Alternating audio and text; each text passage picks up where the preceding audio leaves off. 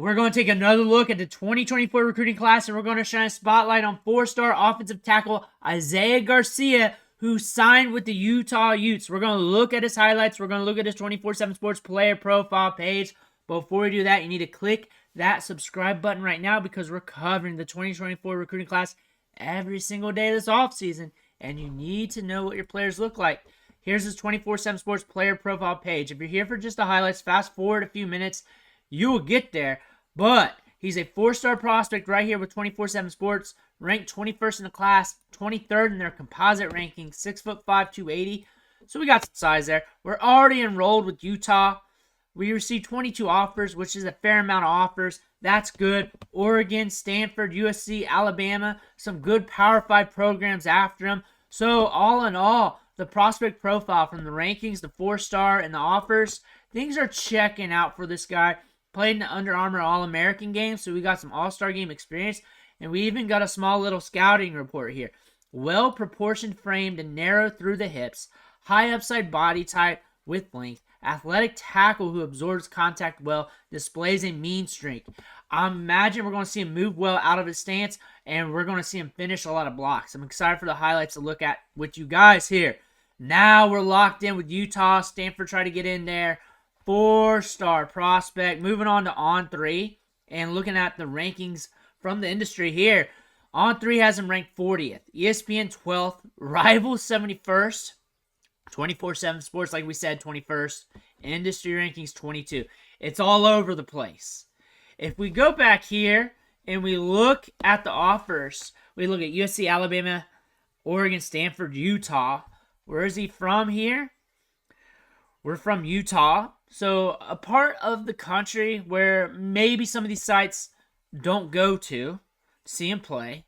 Thinking objectively here. And then we're seeing a lot of Power 5 programs after him. A lot of West Coast schools, but we got Alabama in there. 22 offers.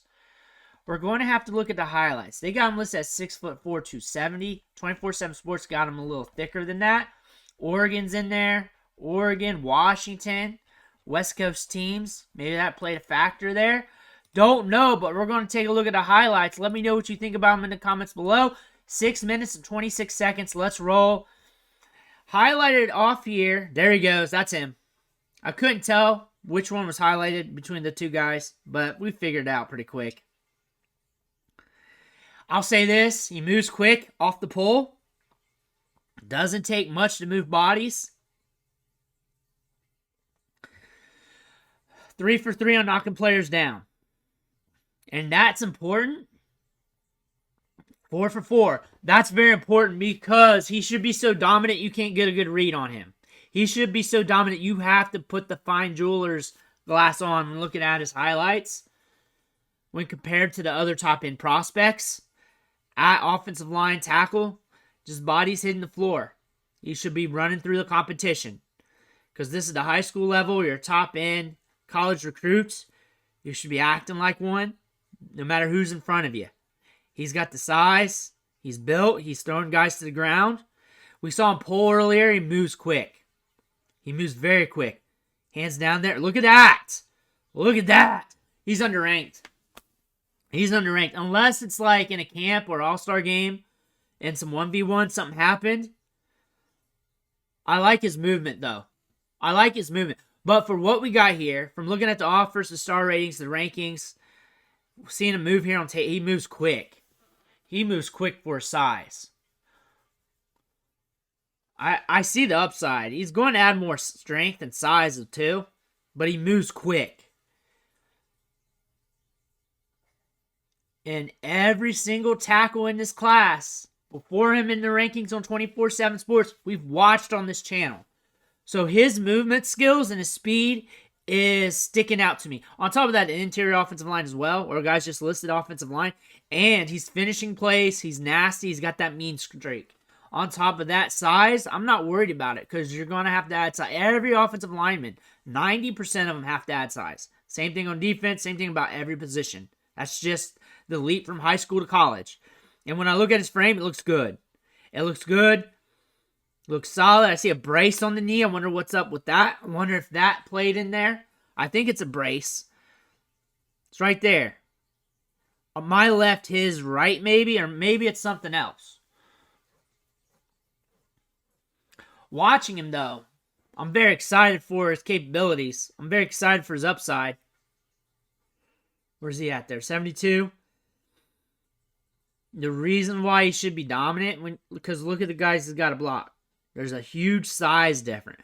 For the high school level, some of these defensive ends or these rushers, they're not too bad. But going up against a guy like him, worlds of levels, and it should be. He should be stopping them in the tracks. He should be putting them to the dirt. Some quick plays there. No one's getting by him. He should not get beat once. Shouldn't have any problems. Finishes the play there. He's got good feet. I'm glad we're seeing this type of coverage too on his highlights, not just the road grades. I want to see his feet, how he works in pass coverage, pass protection. His feet's quick. Stays under him pretty good. Moves well. Someone just spun on him. He kept it going.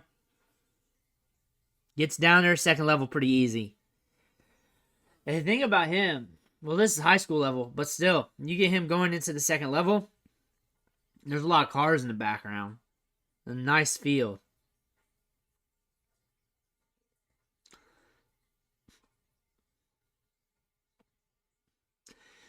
There's some guys who covered ranked ahead of him that should be behind him. Can't name who. Can't name them. And then some of the guys, I'll say where he's at there. 24/7 Sports is good. I think it might be 5 or so spots higher. To get you an accurate, I'd have to go watch all the offensive tackles again. But the range-wise for the talent, I think he's good. I think he's a Power 5 starter. I think he has that potential big time. There could be more if we keep developing. But his feet's good. There's some intangibles here that I'm seeing that a lot of the other offensive linemen and tackles, because we're looking at both interior and outside, don't have. And that's the quickness of the feet, the balance, the ability to get to the second level. I remember we were covering one offensive tackle. He was an SEC player. That's all I remember. Georgia, Auburn, one of those schools, Southern, maybe somewhere else. I just didn't really see how he would make the team. But he was rated high. I just didn't see how that was possible from watching his highlights and compare him to the other guys I've seen. Him, I don't have that feeling. Look at him. He moves well. He's quick. Again, I imagine 24/7 Sports, On 3 or somebody saw something at a camp or something. But from what I got to go off of here, since I can't do that, I can't hang out with them. They might have had an interview with some coaches or something. They got some other intel. Maybe not. Some of these guys don't even get scouting reports this deep in the rankings. They just don't have write-ups on both sides. But he's very fluid moving for a tackle.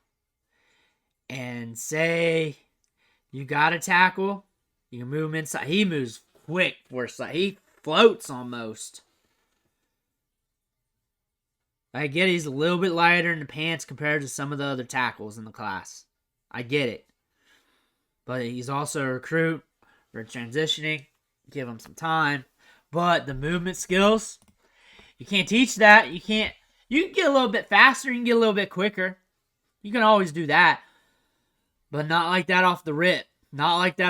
He's got top-tier movement skills for an offensive tackle in this class.